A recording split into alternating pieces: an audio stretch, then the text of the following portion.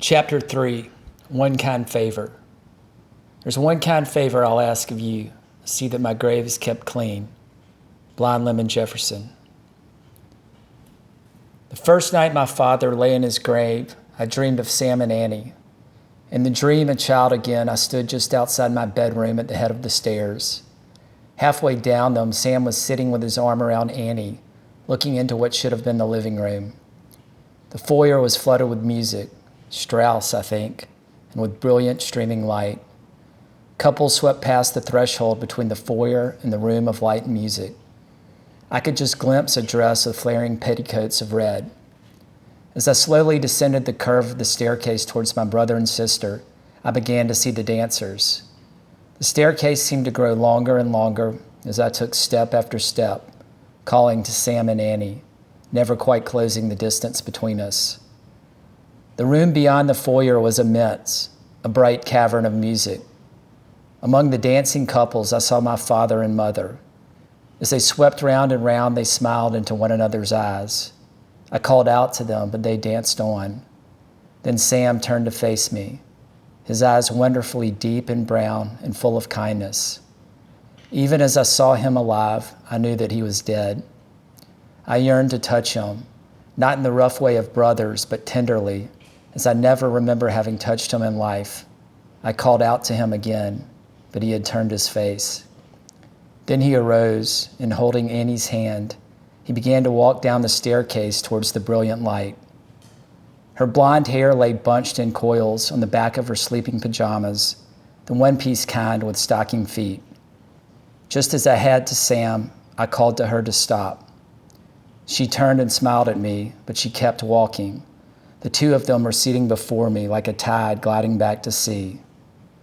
I knew if I did not catch them then, I would lose them forever.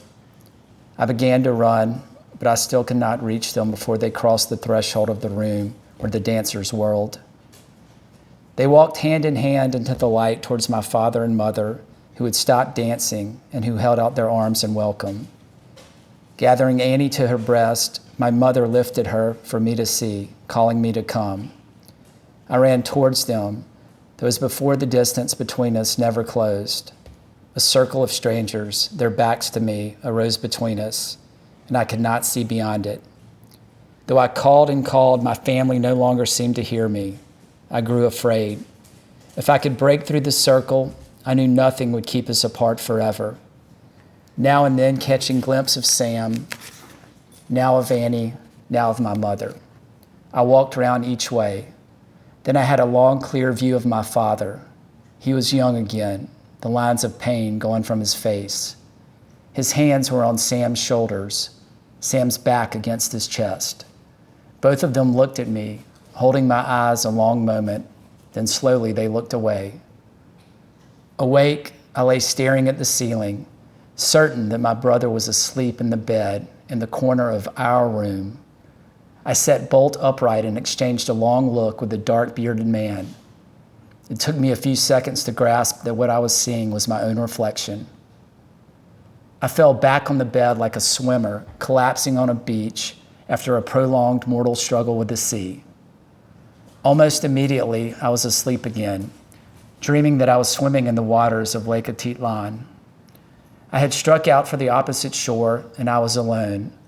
The blue expanse of the lake mirrored calm around me. I could hear something bearing down fast.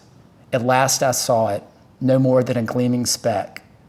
But with amazing speed, the speck became a red and white torpedo shape, trimmed with bright chrome. In an instant it was upon me, a huge propeller churning the water behind and on either side into a cauldron. On the side of the boat was written Chocomil. I dove down into the deep, clear azure, falling through layers of smoky water to escape the frantic blades. I began to gasp for air. I panicked, thrashing in the water, trying with all my strength to keep from breathing. Then I took a long drink. I awoke in a coil of bed sheets, so drenched with sweat that I wondered for an instant from what world I had come. I rolled over on my side and for what seemed like hours, watched the oyster-colored sky slowly become suffused with the neon colors of the dawn, calling me back from the land of dreams to the world where dreams never come true. I knew where I was now. Yesterday, they had buried my father. I lay in bed a long time thinking. I heard a car start up in the garage and remembered that Sam had said she had to go into school today, some loose ends to tie up. Glad to have the house to myself, I got up and dressed quickly in my old jeans and a ragged flight jacket. I grabbed a handful of bills from a stack of 20s Sam had given me the day before. Without bothering to shave or eat, and with no clear destination in mind, I walked down the sidewalk until I found myself on a street corner. A bus stopped. I got on. The bus driver, a walrus of a man with the veiny, florid complexion of a hard drinker, an orange box of hair, and narrow, widely spaced teeth, looked at me as if I were the kind of trouble he'd seen before and would just as soon not see again. "Where to, sir?" he asked after a moment. He managed to put more provocation into the word sir than if he'd call me a son of a bitch. "Home," I said. "What?" he asked. "The zoo," I said. I counted out the fare and change and staggered back to my seat as the bus lurched forward. When the bus got to the Rock Creek Parkway, a long way from the zoo, I got out. The bus driver threw me a who cares look, but I felt too absent-hearted to retaliate. I knew now where I wanted to go. A cold rain drizzled down on the clumps of rotten snow as I crossed the park through the woods, falling twice on the slick stones of the creek. Soon, it began to rain so hard that the creek water patches on my jeans didn't matter much. Then I got to a street corner where a stone church, with walls of gray and brown fieldstone rubble, stood surrounded by a low rusted iron picket fence. Below the short steeple, roofed and copper-crusted with verdigris, was a weathered oak door studded with rosehead nails. It had been so long since I'd been there that I didn't remember the church's name, and I didn't bother to look now. I did know the spot that I was seeking, out back and down below beside a drooping hemlock tree. My eyes on my feet, which cold as they were, I no longer seemed to feel. I walked slowly until I got to the 3 headstones marking the graves: Sam, Mom, and Annie. All of them bore one date in common, a day in June I still hated to see come up on the calendar. The last time I had come here had been 25 years ago. I had stood beside my father at just this spot, trying to make my face into a mirror of his. My eyes were chained on a yellow jacket that hovered above the flowers on my sister's casket, the smallest of the 3. The clearest memory I have of that day is of that bright yellow and black striped torpedo landing on the box that contained Annie, who in my mind writhed, afraid that it would find a way inside, exploding her from her pretended sleep. I went to stay with a friend that night, not one of mine, but of my dead brother's. My life had no more in common with this boy's than with Caroline Kennedy's. The next day he went to camp and I stayed on alone. Day after day I lay in bed, staring at imaginary patterns in the whorled plaster of the ceiling. Then one day my Aunt Grace came, Uncle Mike's widow. She told me that my father had gone to Vietnam.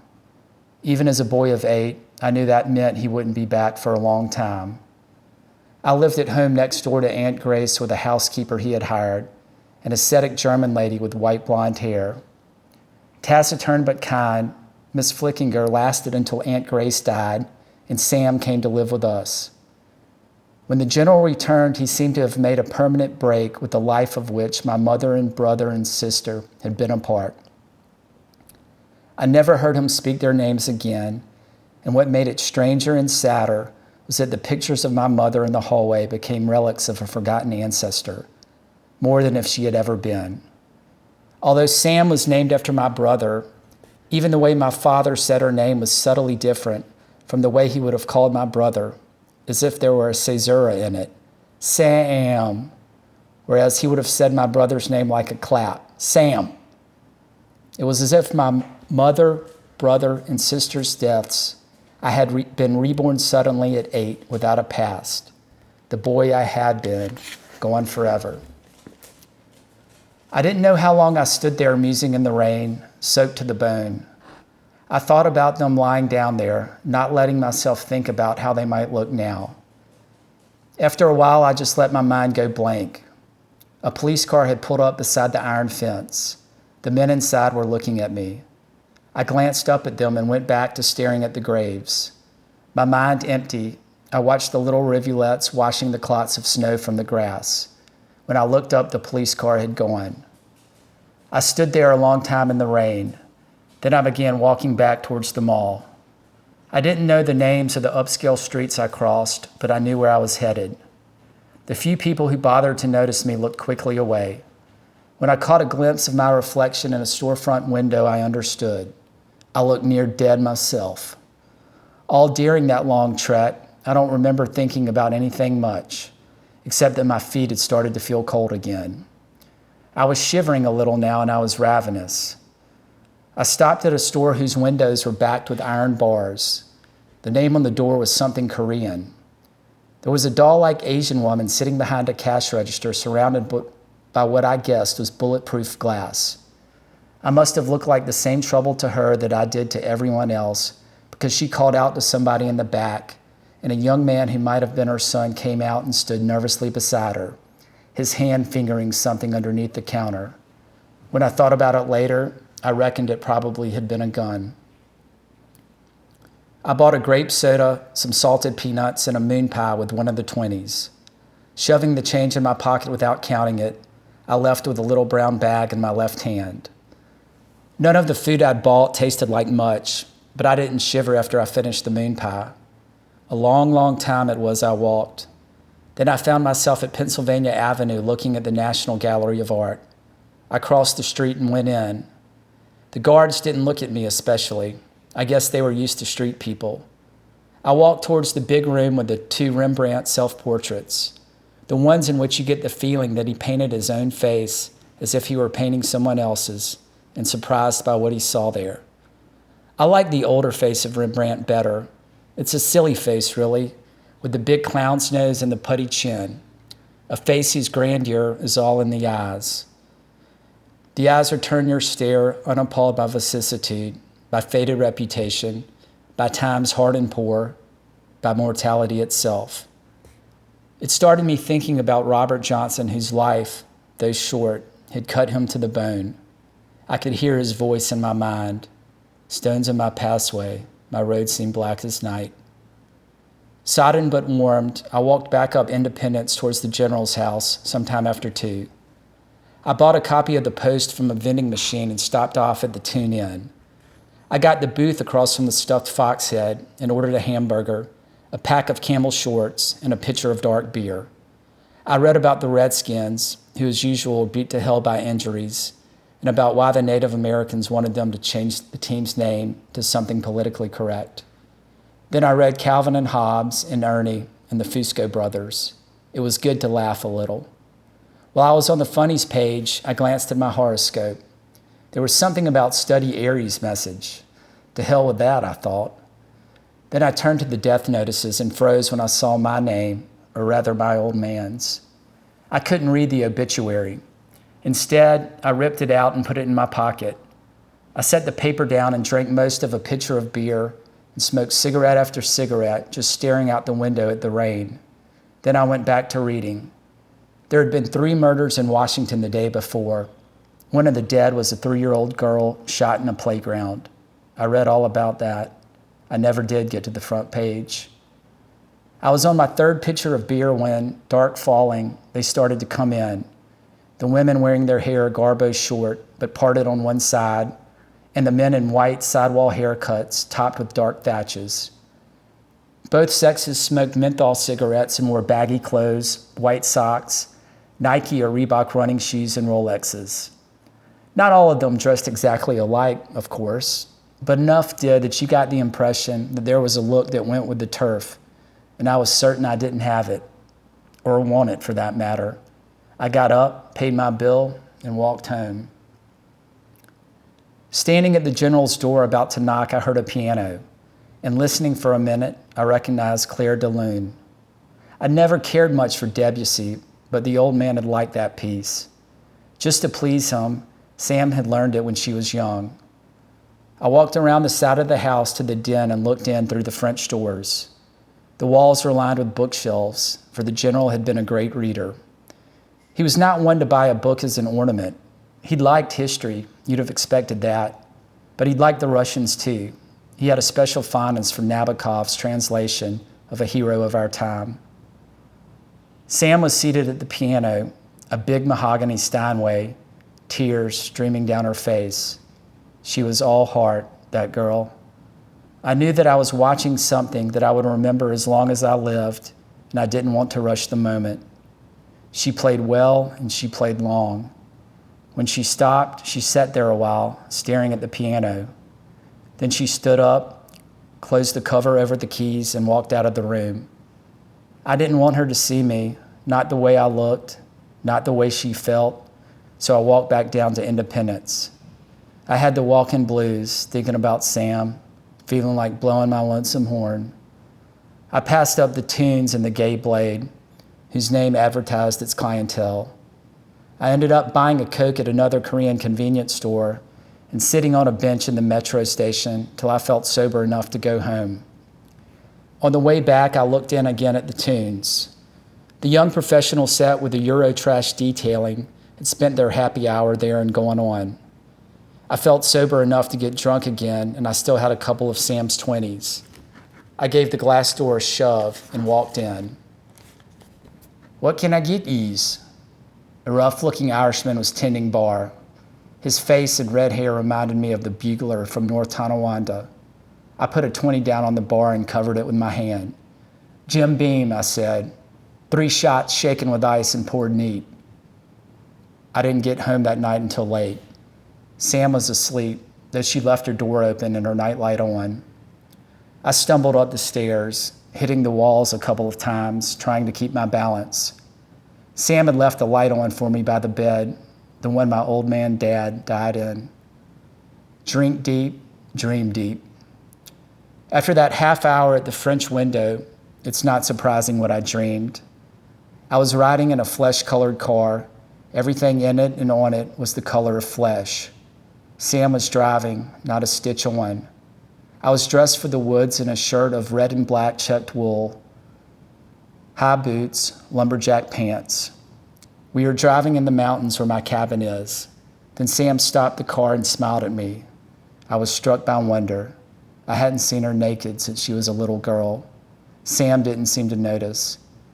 She walked with that elegance that tall women have, barefoot, head up, arms lifted.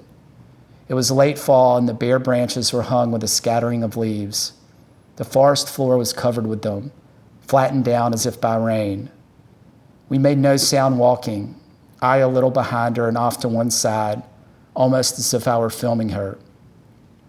She talked to me as you would talk to a child, or as if she too were a child and had brought me to these woods to show me something, a secret. We had come to a level place in the deep woods.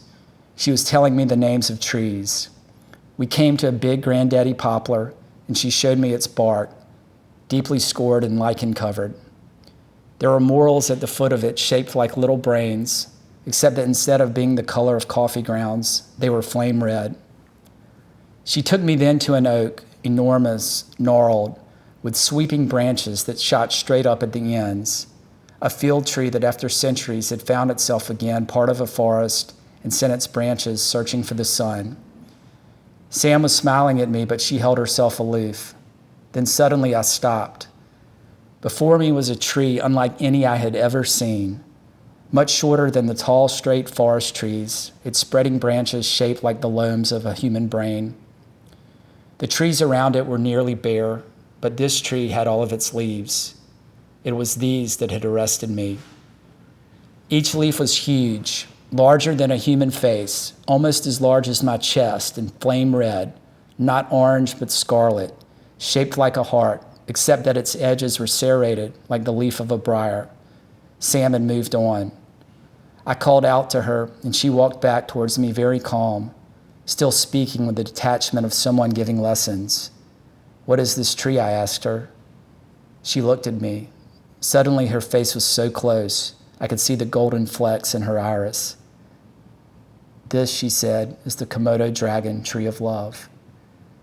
I awoke, certain that the dream had revealed to me only what I long had known, that kimono or Komodo, Dragon or dragon tree, heart or brain, tree of life or tree of doom. It was Sam I loved, had loved, was fated to love till I died. Then I did something I've never done before. I wrote the dream down on a piece of loose leaf notebook paper, the kind with holes for a binder, all of it, just as I remembered it. The skies were still dark. I got up and walked down to the den, slipping the paper between the covers of the same sheet music. Then I came up and went to bed. I slept soundly till noon. That same evening, I heard Sam playing Debussy again. Suddenly, she stopped. I lay in bed a long time listening to nothing at all, sleepless, dreaming. The next morning, as I ate breakfast, she walked in and sat down at the table. I caught her looking at me as I set my coffee down. We exchanged a long look, our faces blank. Neither of us said a word. I got up and put my plate and cup in the dishwasher. I poured her a cup of coffee and kissed her on the cheek. Then I got my coat and went out. It was after midnight when I got home from the tunes. She left lights burning to light my way to bed, but I only made it as far as the landing. Sometime towards dawn, she got me up and helped me into bed. I dreamed that she kissed me on the lips and said she loved me too.